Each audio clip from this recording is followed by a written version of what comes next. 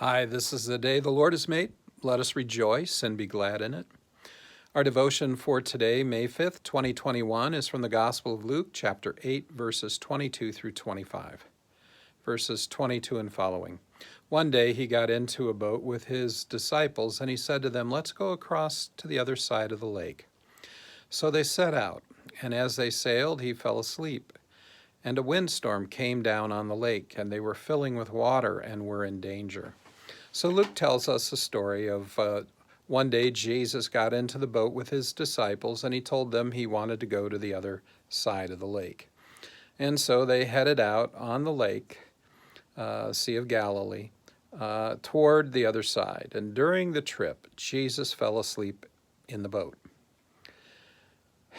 Then a windstorm came up on the lake, and the boat that they were in began filling with water because of the violent windstorm, and they were in danger of sinking. Verse 24. And they went and woke him, saying, "Master, Master, we are perishing." And he awoke, and he rebuked the wind and the raging waves, and they ceased. And there was a calm.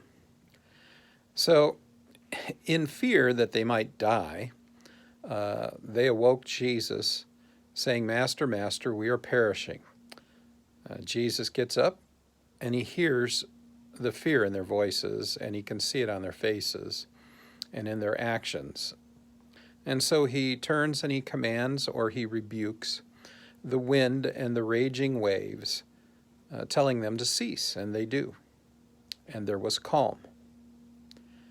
So the winds and the waves obey Jesus when he tells them to stop.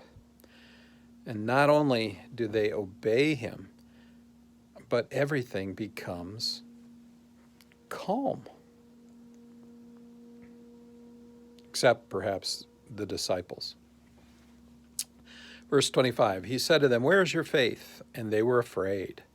And they marveled, saying to one another, "Who is this, that he commands even winds and water, and they obey him?" Jesus asked his disciples, who have seen Jesus do many miraculous things already, he asked them, "Where is your faith?" He asked this because they were afraid, even though he was in the boat with them, even though he was in their presence. The disciples marveled at what Jesus did. But it also raised fear within them, and they began asking themselves who Jesus really was, that he could command the winds and the water to obey him. I want to highlight in this devotion that when they were afraid, when Jesus' disciples were afraid, in fear, in fact, for their very life, they looked to Jesus for help.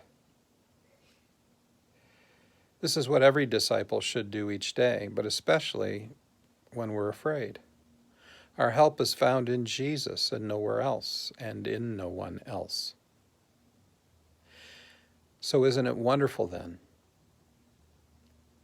that the ascended Jesus had told us just before he left, "Lo, I am with you always, even to the end of the age." Yes, Jesus is with us even now. So let's not be afraid, but have faith. Go in peace, serve the Lord.